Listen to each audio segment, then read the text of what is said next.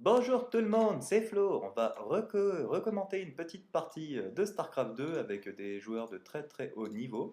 Je suis cette fois accompagné de Jonath qui va m'aider avec son air blasé à commenter cette partie haute voltige.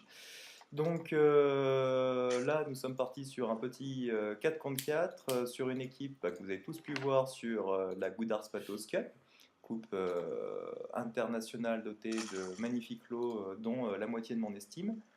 Et donc là, on était parti sur une petite équipe, donc composée du Troud, qui donc maintenant joue Zerg, qui a spawné tout en bas de cette map qui est bas-fond toxique, je crois. Moi, protégé par le Troud, qui va donc subir les assauts vils de nos adversaires, joueur Zerg. Jonath Gonophilis qui a spawné en Terran, pareil, relativement bien protégé. Salut, tu me laisses pas en placer une. Salut, vas-y, je t'en prie, continue. Là, je continue. Et Rose, qui est joueur Zerg, qui est donc le platine, le vil platine qui a attendu qu'on commence le tournoi pour pouvoir monter de guild, pas de guild, de ligue. Joueur Zerg aussi, donc qui lui est spawné en mal placé, donc effectivement c'est lui qui va subir toutes les attaques. En face, nous avons King, un magnifique Terran que nous pouvons voir a une technique monstrueuse qui consiste à ne pas faire de VCS, assez technique, hein, mais par contre il construit des bâtiments, il doit avoir 6 VCS. En face, il y a Toothless, joueur Zerg, bon, qui avait un magnifique portrait, si je me souviens bien, qui devait au moins annoncer 250 victoires en Zerg. Storm, qui devait être la même, mais en aléatoire, qui est tombé Zerg. Et Abuser, dont je me souviens absolument plus de son portrait, ni ce qu'il fait dans la vie. Donc, on a attaqué. Là, pour le moment, pas grand chose à dire. Si, un petit scout. Ah oui, là, grand moment de solitude. Ah, on a raté. On va revenir un petit peu parce que c'était beau. Excusez-moi, je suis sur Mac, hein. Alors, non, parce qu'il faut revenir là, il faut savoir que Jonath est parti scouter. Et j'ai été habité d'un gros doute. Oui, Mais d'un énorme très gros doute. doute. Je m'attendais à une micro du feu de Dieu. Donc là, on voit que le wall est joliment fini. On dirait un des miens, disons. Quelle technique. Donc là, le petit scout qui part. Jonath qui ne voit pas qu'il y a énormément de VCS qui minent. Et là, attention, regardez comme c'est beau. Hop là, les bâtiments se terminent et il empêche le scout de sortir. Quelle micro-gestion de fou. A posteriori, c'était pas fait exprès. Mais du tout. Il a juste eu du cul, cet enfoiré. C'était un magnifique coup de bol. Et là, Jonath qui nous dit sur Skype, attention les gars, il y a du haut level en haut, le terrain blanc est très très fort.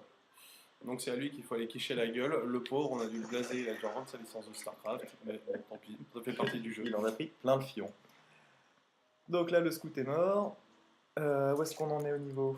Donc on a pu aussi aller scouter Abuser. Donc on a vu ici, c'est un tech center, hein. Donc nous avons supputé à tort ou à raison que c'était pour pouvoir faire des tourelles antiaériennes. Storm que nous n'avons pas vu, qui lui est parti sur Zergling sans fast expand et sans prendre de gaz. Et Toothless qui lui a pris son gaz. Zergling sans metabolic boost, pourtant il avait assez de gaz. Bon, on va pas revoir King, hein, parce que 2 marines, 3 supply, 5 VC, 6, 7 VCS, c'est beau. Le Trout qui est parti pour prendre son gaz et qui mine comme apport pour le moment. Moi qui est fast expand, avec sûrement pour idée cachée de partir sur Muta. Jonath qui a terminé son wall. Oui, c'est ça, 3 Vaillant Marines qui sortent, la station orbitale qui est terminée et les 2 gaz qui sont pris. Qu'est-ce que cela peut-il bien caché? Nous nous demandons. Et Rose qui est parti sur Roach. Sur Roach, mutation T2 sûrement pour faire amélioration de vitesse. Donc pas beaucoup d'action pour le moment, 5 premières minutes à part la magnifique micro-gestion chanceuse du King, que nous allons quand même regarder plus longuement parce que sa technicité est monstrueuse. Hein, Voir un tel macro, à tel niveau, ça fait rêver. Voir 3 VCS en queue dans le Command Center, ça montre que c'est beau. On dirait Hydra en Terran. À peu près. C'est magnifique. Il faut savoir que Hydra jouait Terran sur StarCraft 1, donc il faut faire attention à ce qu'on dit. Sans offense. Alors, mutation T2 chez Toothless, je vais y arriver, avec un nid chancre qui est sorti. Cafard chez Storm, sans mutation de T2, sûrement un petit drone qui va aller prendre son expand.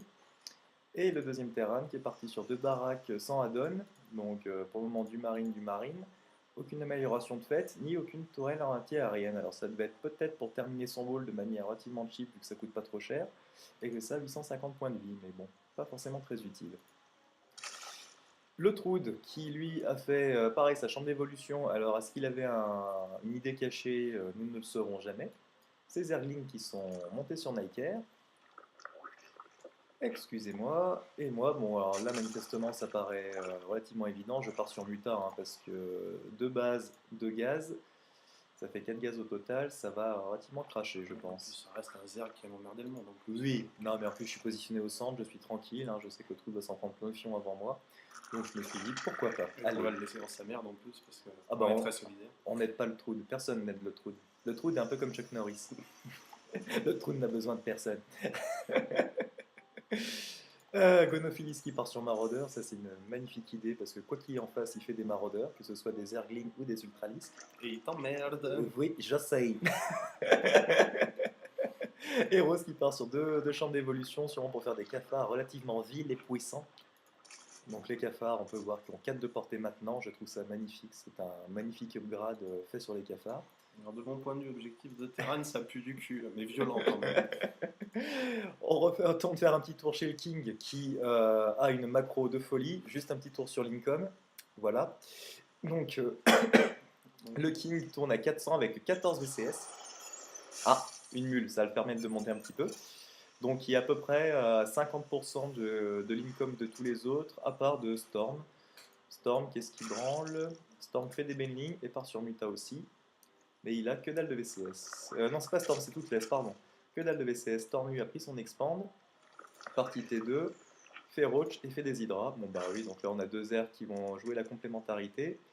Là, une petite masse, c'est le Troud, qui Troud, quelque part, qui a joué la ruse en... Ah non, je pensais qu'il avait mis TT2, que dalle. Non, il ne ruse pas, il ne tech pas. Il fait ce qu'on lui dit de faire, mais il le fait bien. Il Troud et il améliore la carapace. C'est assez tapette de sa part d'ailleurs. Donc moi, la Spire qui est sortie, petit upgrade, un petit income relativement élevé, parce que je suis au-dessus de tout le monde. Et en production de muta, j'en ai déjà 4-5. Ah, enfin, Gonophilis qui a dû planquer quelque part. Fermez ça parce que ça prend beaucoup de place. Si ça veut bien se fermer. 1, 2, 3, 4, voilà. L'Académie de Fantômes avec la recherche du cloak et la recherche du nuke pour changer. Ça marche bien, ça passe n'importe quel wall, et puis je t'emmerde une deuxième fois. Oui, mais moi jamais. Alors, les petits Vilmuta qui ont décidé, suite à notre magnifique scoop early game, où j'ai pu voir qu'il y avait un tech center ici, je me suis dit il va y avoir des tourelles, bon il y en a une, donc je me suis dit je vais attaquer à l'opposé. Et toujours dans l'idée qu'il y avait du très haut niveau. Du très haut niveau, du high level, du 2000 points diamant, attention, enfin c'était... Donc là en face, 3 Marines, ouais, une petite dizaine de VCS. J'ai cru bêtement qu'il allait pouvoir sortir un tort, donc j'essaie de buter le laboratoire technique avant qu'il le fasse. Sans avoir splitté l'armurerie, ça paraît d'une Voilà, là on sent tout le soutien de ses alliés. Qui, comme vous voyez, ils se ruent, ils déferlent pour venir défendre leurs potes. Voilà, on peut voir à quel point il y a la déferlante. Voilà. Bon, en tout cas, nous avons ruiné plein de Marines. Donc là, attention, on va avoir ma magnifique projection. Voilà, j'ai mis la station orbitale dans le rouge. Hop là, je bute le VCS. Et là, il n'en a plus d'autres. Et comme ça va faire boum, vu qu'il n'en reconstruit pas pour le moment. Accessoirement, une mule aurait pu lui sauver son command center. Oui, non, puis aussi un VCS, hein, parce qu'avec 700 thunes. Mais bon, on est vache parce qu'il a un deuxième command center qui d'ailleurs va aller se prendre un petit coup. Des petits cafards qui viennent, améliorer 1-1, ça c'est cadeau. On attaque toujours plus fort hein, au début, hein, c'est histoire de sécuriser un peu la game.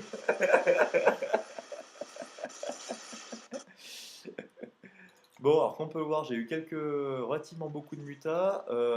Vu la technique qu'a fait le Troud, donc c'est-à-dire des Zerglings et des Bendings, on peut supposer qu'il m'a fourni la totalité de son gaz, sachant qu'il en mine quand même pas mal. Voilà, 300 de gaz, non, c'est le violet, 400 de gaz, 41 sondes. Ah, c'est quasiment plus élevé. Bon, mis à part moi, mais bon, moi je suis un connard de capitaliste, donc c'est pas pareil.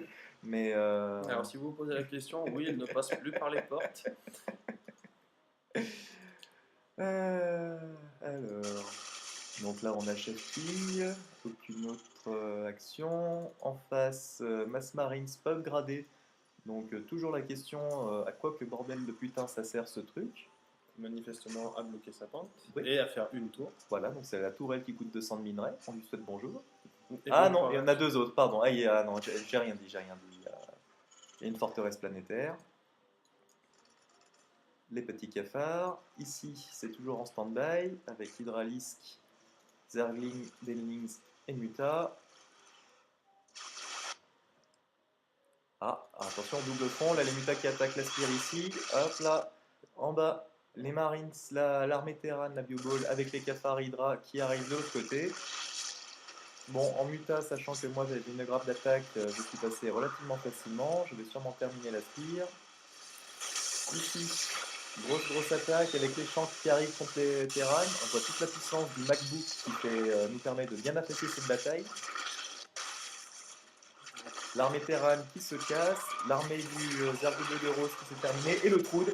Attention, notre petite carte secrète, pour faire un petit hommage à quelqu'un qui nous aime beaucoup, c'est notre Georges Ami.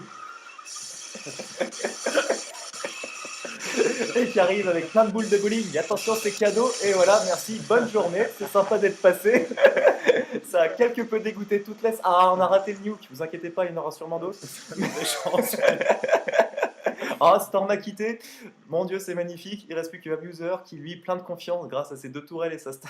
Mais je crois qu'il va y croire un moment, hein, quand Ah, même, parce que un autre nuke qui sort, un autre nuke. Bordel. Ah, petit nuke, attention.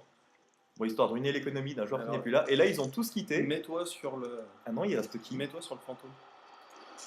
Juste pour aller. Ah là, donc nous pouvons voir que nous avons un magnifique un commandant. Bon, c'est vil, hein, parce qu'il a buté 43 VCS à tout casser. Ouais, mais côté macro, ils sont dans l'os. Merde. Alors là, par contre, ce qui est étrange, c'est que la partie continue, sachant que 3 des joueurs en face ont quitté. Je crois que King n'a pas quitté. On va prendre son point de vue pour voir où est-ce qu'il se cache. On sait que ses alliés sont attaqués. Ah, il doit gérer la base des autres, je pense. C'est un peu la misère pour lui. Ça sent un peu le sapin. Ça va sentir le sapin à un moment, quand même. Ah bah oui, ah non, parce que là, je pense qu'il y croit. Il nous reste encore 2 minutes de game. Et alors, ça fait combien ça? Ça fait 24 plus 7, 31 mutas. Un Ghost avec 49 kills, 25 points de vie. Le mec qui a fait le Vietnam. Ah, j'aurais pu le buter.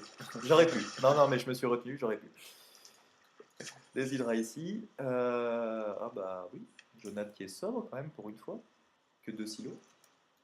C'est triste. Ouais, non, je crois que ça va pas durer. Voilà. Et attention les yeux. Mais ça, c'est juste cadeau en plus, quoi. 49. Est-ce qu'il va y passer? Le qui Le Ghost. Non. Par contre, toi, t'as bien failli y passer. Et ça, c'est un grand classique. Ah si, il y Ah, passe. si, il y passe. On a pas c'est pu un voir. grand classique aussi.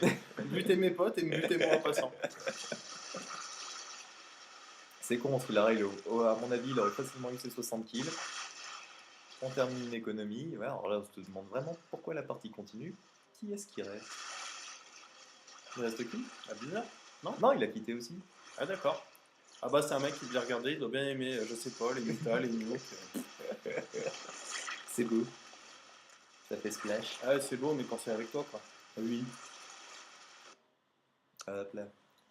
Je n'ai pas assez de sous, alors je vais en reprendre un petit peu. Là, nous avons tous ouvert un petit PEL. Ah, King a quitté la partie, c'était lui qui nous retenait.